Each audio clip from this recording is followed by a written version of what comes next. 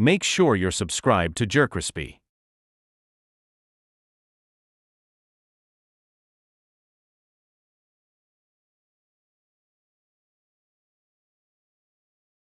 Anyways, what's up, y'all? It shows the most death most. JerCrispy, we're back in another video. Why Pixar funny tradition had died. Or tradition, yeah. Why Pixar funniest tradition has died. Marker.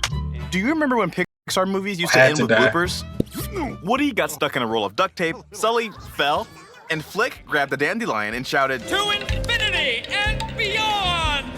As weird as it sounds, fans loved it. And for a while, Pixar bloopers were kind of a tradition.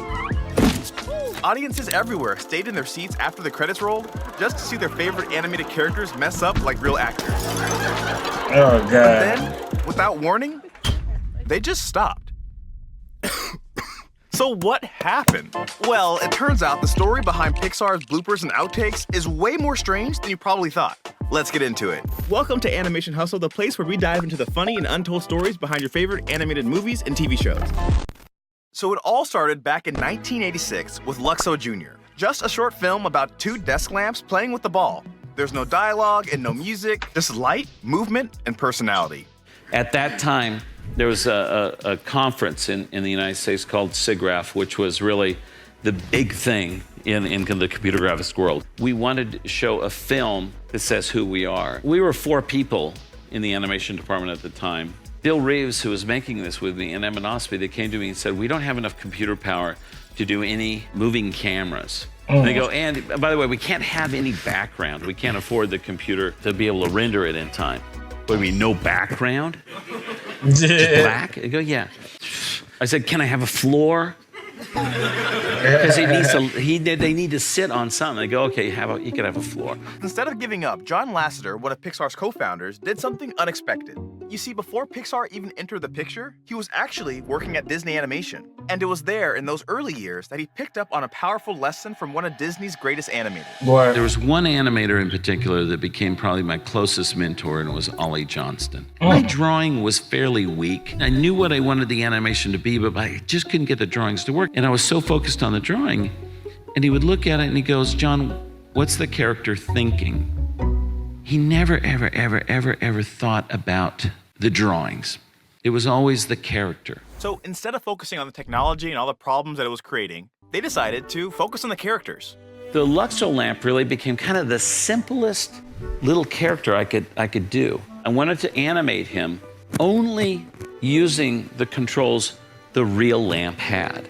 Even though it was a simple character design, he thought of every single detail from a character-first perspective. Tom Porter came into the graphics room with Spencer, his son. His proportions were totally different than that of an adult. I started thinking, what would a baby lamp look like? So I started scaling this regular Luxo lamp in, really short arms. I left the shade kind of bigger. I left the light bulb the exact same size, thinking that that's something that doesn't grow. You buy that at a hardware store, And then he let the character's personality come out through the movement. When he's hopping, chasing the ball, he's so excited and happy. He can barely spend any time on the ground. At a certain point, he pops the ball. And he hops out. But it's a completely different hop. And it's so clear, he's sad. It's that kind of thing that Ollie was talking about. What's the character thinking? And after days and days of work, Luxo Jr. was finally completed and ready to be shown. SIGGRAPH was in Dallas, Texas that year. And it's in a big conference hall, and there's 1,000 people. That's why we got the little light bulb jumping on top of the thing. People or so. Luxo Jr. came up, and before the minute and a half was over, they were giving it a standing ovation. Right after that, one of the real pioneers of computer animation is named Jim Blinn. This guy was super smart. He came up to me and he said, John, I have a question for you. And I thought, oh no. And I was like, he's gonna ask me about the self-shadowing algorithm or something, and I'm sure not gonna have the answer for him. And he said, was the parent lamp a mother or a father? So Luxo Jr. went on to be the first CGI animated short film to be nominated for an Academy Award. which is incredible, but more importantly, it created the character-driven foundation of Pixar. This is a philosophy John Lasseter deeply believed in. What was unique about Pixar, unlike anywhere else in the world, it was that knowledge of let's combine the technology and the art, the expertise of both, and work together. And the view of the why he wanted to know it was a girl or a dude, like a mom or dad? Like Walt Disney, I don't know, for some reason, like Walt Disney never wanted to have moms in the movies and stuff like that. Unless I don't know, son. It's like every mom movie I watch, like movies, they watch this out of the mom died or the dad died. I don't know. technology is a tool. Lasseter believed what made Pixar so special wasn't the technology, it was the characters, the emotions, the personality.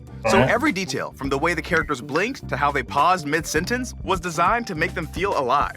He needed Woody to kind of be thinking and figure something out. All he did was shift Woody's eyes side to side. I sat back and it was like, oh my God, he's alive. So naturally, Pixar started asking, what if these characters were real actors? I know it sounds silly, but that's exactly how the idea for these animated bloopers were born. So it all started with A Bug's Life. At the time, Pixar's animation team was under huge pressure. Toy Story had just changed animation forever, and now the entire world was watching to see what they would do next. But behind the scenes, the studio still felt like a bunch of friends just having fun. Because I always believe that if you're having fun making the movie, it's going to appear on the screen. They were known across the industry for their lighthearted work environment. I mean, yeah, they were making amazing movies, but they were also goofing off. A lot. I mean, what other studio lets you build a mini golf course in the hallway? And the animators always decorated their offices in fun ways too. Animator Andrew Gordon. Okay, so that's what he probably got the Tarzan idea. Okay. Took this to the next level and had the coolest office in the entire studio. If you went inside and pressed this button, this bookshelf opened up, revealing a hidden lounge. And sometimes they would stop work in the middle of production and have a studio-wide meeting. But instead of going over spreadsheets, everyone would design and build their own custom paper airplanes, and they would fly them across the studio. Clearly, they had a lot of fun, but one of their silliest moments happened when the hijinks spilled out of the studio onto national TV. To get yourself on the Today Show outside the thing, but it's really easy to reach through the crowd. One day, Pixar animators tagged along to watch the Today Show being filmed in New York. Now, normally people just stand around in the background while they're filming, but instead, Pixar animators crashed the taping in a way that only Pixar animators would. So we had color Xeroxes of Andrew's face, and they had him put on sticks. Al Roker comes up to interview someone, all of a sudden these faces come up right next to him, and they're wiggling, and there's nothing they can do about it. And of course, they have the set covering the glass so no one can reach in there, but boy, you can reach above the set. It was dumb, it was a little immature, but it was so Pixar. And that same playful spirit was carried over into the animation as well. Because while creating A Bug's Life, they began making fake outtakes, like little animated clips of characters flubbing their lines and breaking props and goofing around on set, just like live action actors would do. No one really planned for them to be in the final movie. But then John Lasseter saw them and absolutely loved them. It's the story, it's the characters, it's the emotion, it's the acting, it's the humor. This is what you walk out going, wow, because. So Lasseter made the call to put the bloopers into the actual movie's credits. It was something totally new. But why he stopped doing that though? Like, that actually low-key interesting. Now they just show bloopers of what the next movie gonna be, or whenever the movie gonna come out and stuff like that. Or it either got a continue of it. Audiences loved it. Are you saying I'm stupid? After A Bug's Life, Pixar realized they found something special. So they went all in on these animated bloopers. And so naturally, their next film had to raise the bar. Woody got tangled in duct tape, characters forgot their lines, Mr. Potato Head's face kept messing up mid-scene, and then there was Stinky Pete. The old prospector known in the movie for being a cranky recluse was caught in his quote-unquote dressing room, shamelessly flirting with two Barbie dolls. He then delivered a subtle joke that definitely was not for kids. You know, I'm sure I could get you a part in Toy Story 3. I'm sorry, are we back? Remember that, because it'll come back later. Then Monsters, Inc. came out in 2001, and once again, the bloopers were chef kiss. Sully falls on his face, Mike Wazowski forgets his lines, and Raj shows up again and again and again. Ta-da! It was genius, perfectly timed, perfectly written, perfectly executed. And with DVDs exploding in popularity in the early 2000s, Pixar bloopers entered a whole new era. You didn't have to wait for a theatrical rewatch. You didn't have to hope someone uploaded a grainy version online. You could just rewind your DVD player and relive those bloopers over and over and over again. For this generation of fans, the bloopers became just as memorable as the movies themselves. Okay, let's move. Pixar was killing it with the bloopers, and other studios tried to capture that same spark. So for a while, everyone was taking a swing at animated outtakes. Lion King. Keep it rolling. The Lego Movie. Welcome to the Lego Movie. Even Cartoon Network got in on the action. That's why I'm officially declaring every other Saturday Powder Puff Day. What? It's kind of wild to think about now, but for a stretch of time, animated bloopers became their own little genre. But somewhere along the line, that spirit just faded. After a stretch of absolute gold from A Bug's Life through Monsters, Inc., Pixar suddenly stopped. Finding Nemo's had no bloopers, The Incredibles skipped them too, and by the time Cars hit theaters in 2006, the beloved blooper tradition was officially gone. But the story doesn't stop. Pixar didn't just toss aside their quirky sense of humor entirely. Instead, they quietly replaced the classic blooper format with something new. Technical goof reels. Now, these weren't in-credit scenes. You had to really dig for them. Usually they were buried in DVD extras or studio presentations or these random behind-the-scenes featurettes. But they existed, and they were weird.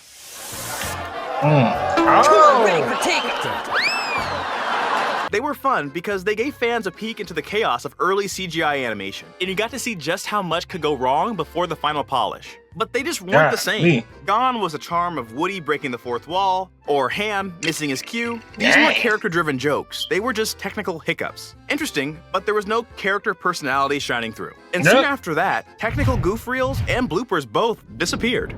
So what happened? Why did Pixar stop making these bloopers? The most popular theory is simple. Disney killed them. Despite what young me used to think, these bloopers weren't actually bloopers at all. Everything had to be made from scratch, and it took time. A lot of time. So when Disney bought Pixar for $7.4 billion in 2006, corporate may have stepped in and slashed them because they were too expensive and didn't really justify the extra hours. It's a solid theory, and yeah, cost probably played a part, but that's not the full story. The infamous Pete joke from the Toy Story 2 bloopers didn't exactly age gracefully. And in hindsight, a powerful older toy winking at two Barbie dolls and implying inappropriate behavior was kinda yikes. Especially after the Me Too movement in 2010s, which focused on raising awareness and combating sexual harassment, Pixar quietly removed that blooper. Another possibility I don't hear many people talk about is how the animators themselves might have ended it. After a certain point, maybe they thought the joke had just ran its course. You can only do so many messed up lines and prop gags before it all starts to feel repetitive, especially when you've already done it to near perfection in A Bug's Life and Toy Story 2. And maybe the biggest reason, and the one that explains everything, is this. Pixar changed. Their tone, their storytelling, their ambition, it all evolved. Yeah, I mean, you could say that. Change, tone, and all that stuff. They changed a lot of things, and a lot. As movies like Nemo and The Incredibles and Ratatouille leaned into that more emotional realism and mature storytelling, maybe the idea of cartoony bloopers at the end just didn't fit. It's one thing to see Woody trip over a boom mic. It's an entirely different thing to tack jokes onto movies about family trauma, generational pressures, or clownfish searching for his missing son.